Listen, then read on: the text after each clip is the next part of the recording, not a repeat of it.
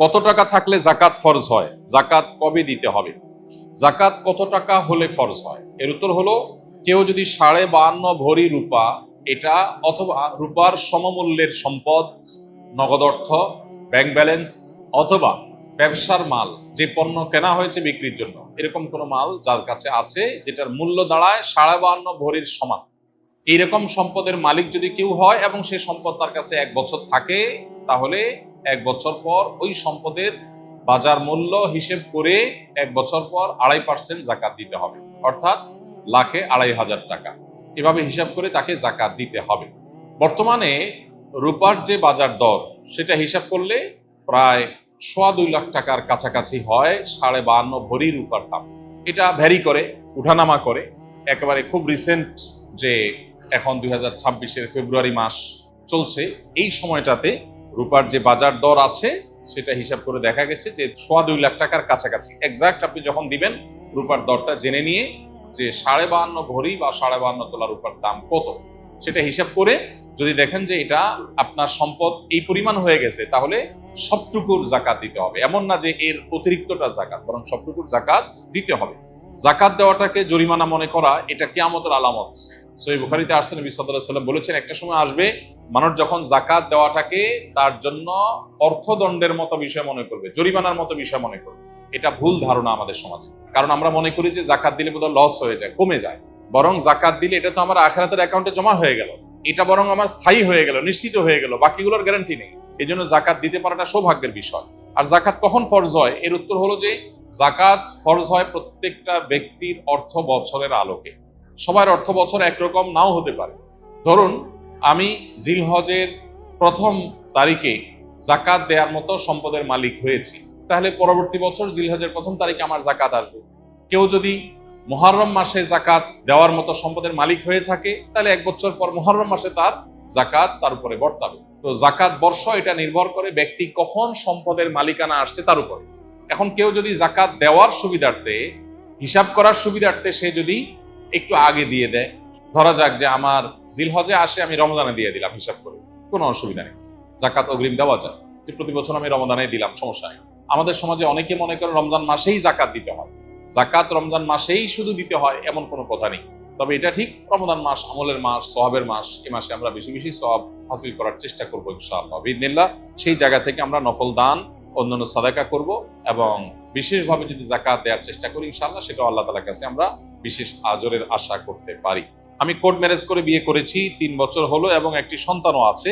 ফ্যামিলির সম্মতিতে আবার মহরও ধার্য হয়েছে গর্ভের সন্তান থাকা অবস্থায়। এখন সম্পর্কটি হারাম নাকি হালাল? এই ধরনের প্রশ্ন উত্তরে আমরা বলে থাকি যে কোনো আলেমের সাথে সরাসরি সাক্ষাৎ করে শরণাপন্ন হয়ে তারপর উত্তর নেওয়ার চেষ্টা করবেন। কারণ এখানে থটগত একটা গুরুত্বপূর্ণ বিষয় আছে যেটার উপর ভিত্তি করে মাসআলার উত্তর পরিবর্তন হয়ে যেতে পারে। তবে মৌলিকভাবে আমরা বলে রাখতে পারি, সেটা হলো কোর্ট ম্যারেজ বলেন আর যে নামই বলেন, শরিয়াতে বিয়ের জন্য, বিশুদ্ধ হওয়ার জন্য যা যা শর্ত আরোপ করেছে তা যদি পাওয়া যায় তাহলে বিয়ে হয়ে যাবে। কোর্ট ম্যারেজে অনেক সময় দেখা যায় প্রস্তাব বা সম্মতি, মৌখিক প্রস্তাব বা মৌখিক সম্মতি থাকে না। শুধুমাত্র কাবিননামাতে স্বামীর ঘরে ছেলের নাম, স্ত্রীর ঘরে মেয়ের নাম আর দুজনের স্বাক্ষর নেওয়া হয় এবং দুজন সাক্ষীর স্বাক্ষর নেওয়া হয়। এইটুকু বিবাহ বিশুদ্ধ হওয়ার জন্য যথেষ্ট না। শরিয়া দৃষ্টিকোণ থেকে বিবাহ বিশুদ্ধ হওয়ার জন্য উভয় পক্ষ থেকে প্রস্তাব এবং সম্মতি থাকতে হবে স্পষ্ট।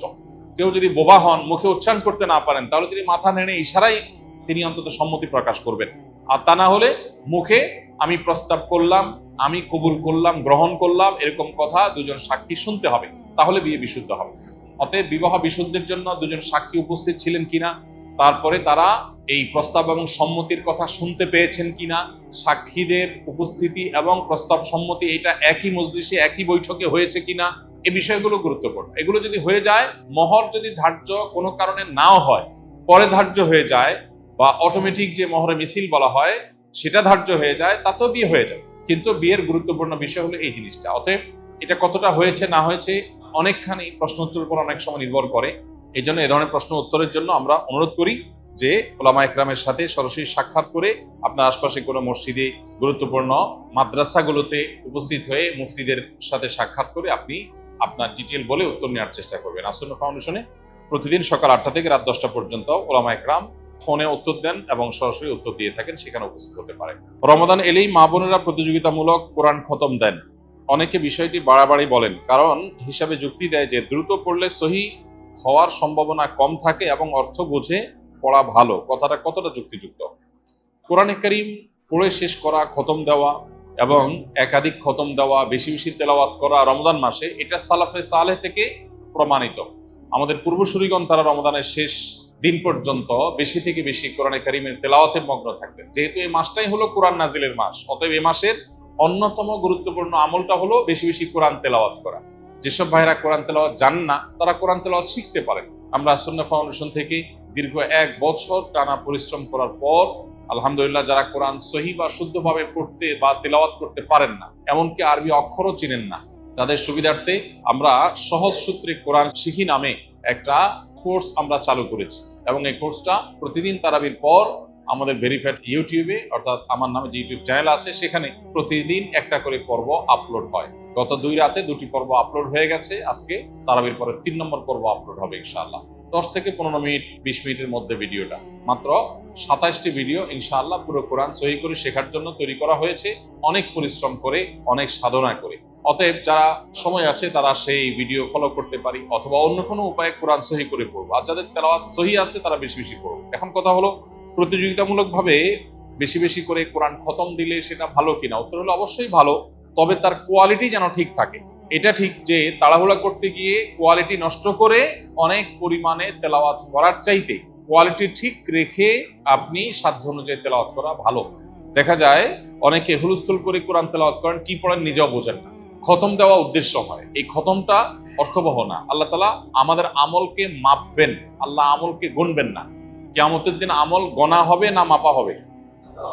মাপা হবে। অতএব আমাদের আমলের কোয়ান্টিটি না, দেখতে হবে কি? কোয়ালিটি। এজন্য তেলাওয়াত সুন্দর করে করতে হবে। কিন্তু আবার কোয়ালিটির কথা চিন্তা করে অনেকের খতম দেওয়ারই আর সুযোগ হয় না, সেটা দুর্ভাগ্যের ব্যাপার। এজন্য কোরআনে কারীম বেশি বেশি তেলাওয়াত করা প্রশংসনীয়, প্রতিযোগিতামূলকভাবে করলে সেটাও প্রশংসনীয়, বেশি বেশি খতম হলে সেটাও প্রশংসনীয়।